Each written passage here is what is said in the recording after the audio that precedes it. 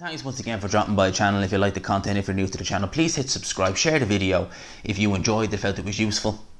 Now let's get into this. So, I'd only just done a video, basically recording. I don't know when it's going to go up. I don't know what order I'm going to upload them in, but I'd only just done a video talking about the Zone allegedly falling on a bit of hard time financially and looking for new investors.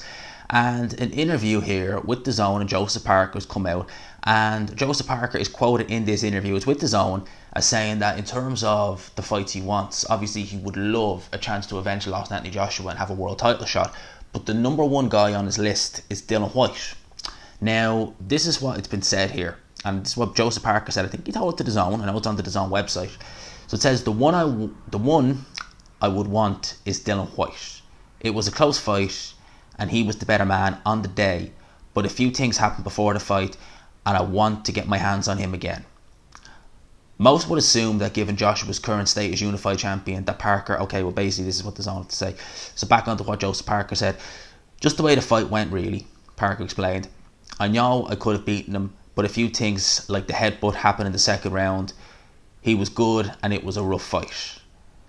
Parker, right, is he quoted here anymore? Yes, he is. For me, it was a more challenging fight at the time. I was coming off a loss to Joshua. Parker said all the factors came into play that night. There was a little bit of bad blood between us. It says here that Whyte has gone on record stating that Parker would need to work his way back up the ladder and has currently no intention of a rematch. It says here again, Joseph Parker, I feel like if we have a second fight, it will be exciting and I could beat him.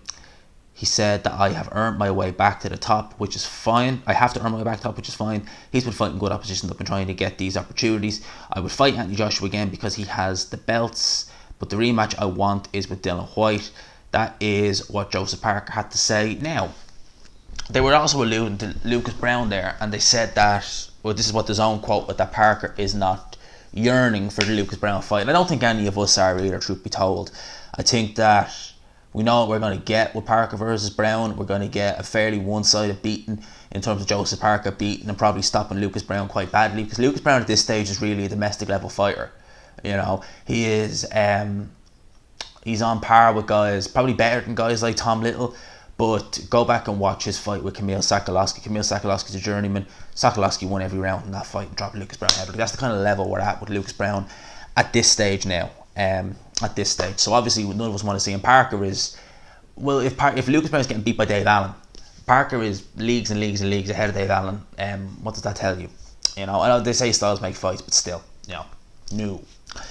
So the fight with Dillian Whyte, yes, that's a fight I'd like to see. That is a fight. The first fight was interesting. It was a fun fight. It was a close competitive fight. It was. Yes, Dillian Whyte made it rough, but Joseph Parker let Dillian Whyte make it rough. It really was a case of, he looked almost bemused and lost midway through that fight. Kind of before he got knocked down, a little bit after he got knocked down by the legit left hook in the night round. Obviously the headbutt in the second round, yeah, that was what it was. It shouldn't have been called a knockdown, it was. But when it got really rough in there, Parker, he needed to be kind of shot into life, and he did finally come to life at the very end in the 12th round when he dropped Dillian Whyte. But like I said, that was too little too late in the 12th round, but it was high drama. It was a fun fight. That whole card was great, but that fight was a fun fight. It was high drama. When I look at Joseph Parker versus Dillian Whyte, then and now, I look at the first fight and I see the early rounds of that Joseph Parker-Dillian Whyte fight, where Joseph Parker was boxing Dillian Whyte. The speed difference between the two was vast. Parker was way faster. Parker, a lighter Parker in around the 230s, because I think he was in the 240s against Dillian Whyte. Parker in the 230s, I would probably pick him to beat Dillian Whyte at this stage, because I think that Joseph Parker, the speed, if he can just get a bit more meanness into him, when Dillian Whyte is on top of Parker and he is making it rough, parts when Parker needs to really work to get him off, and I think that was what really cost Parker in that first fight. One of the other reasons why I'd like to see it now is because it'd be interesting to see what both guys have gone, because Dillian Whyte, he fought Joseph Parker. He then went on to fight Derek Chisora in a tough fight. He then went on to fight Oscar Rivas, again, quite a tough fight.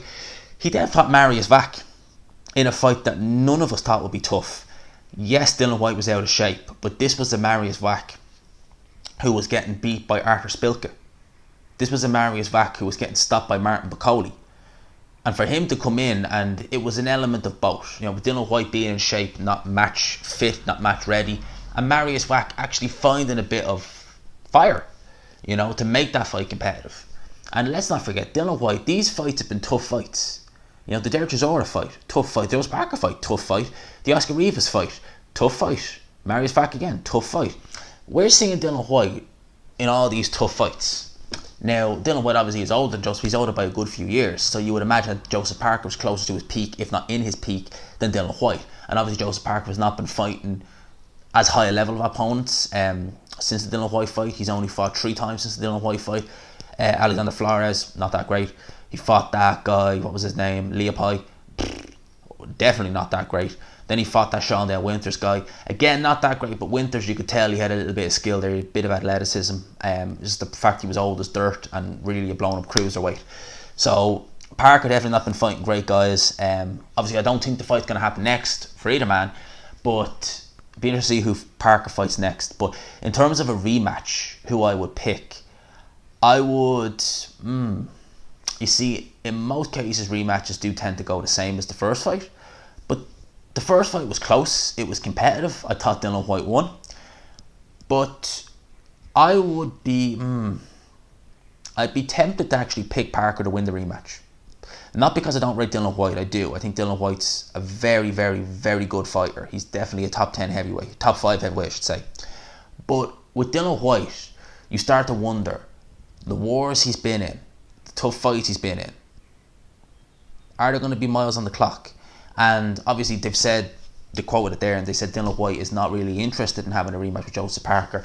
And to me, Dillian Whyte, once he gets rid of Povetkin, which I expect he will, I don't think he'll get rid of, I think he'll go 12 rounds.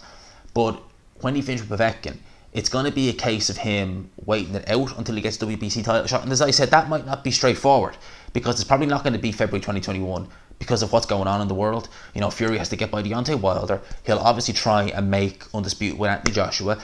And who knows how that AJ fight will go. You know, that's the thing I think a lot of people aren't taking into consideration. You know, how do we not know that AJ versus Fury, if and when it happens? Because I could see that fight going to points. How do we not know, you know, Tyson Fury might win a very close, highly controversial decision? He could. And then, obviously, they're going to run it back.